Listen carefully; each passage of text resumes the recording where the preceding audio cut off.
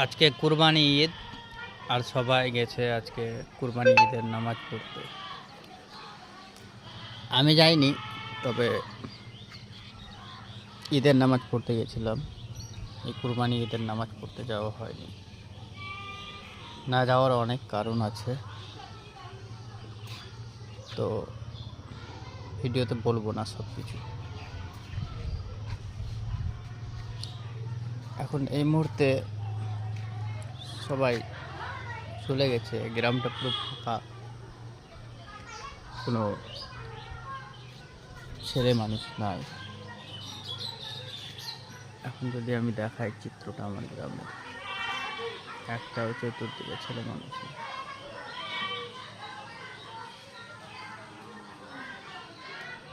তো সকলকে যারা এই ভিডিওটা দেখছেন কুরবানি ঈদের শুভেচ্ছা। আর এটা আমার ছাদ বাগান, ছাদ বাগানে একটু উঠলাম।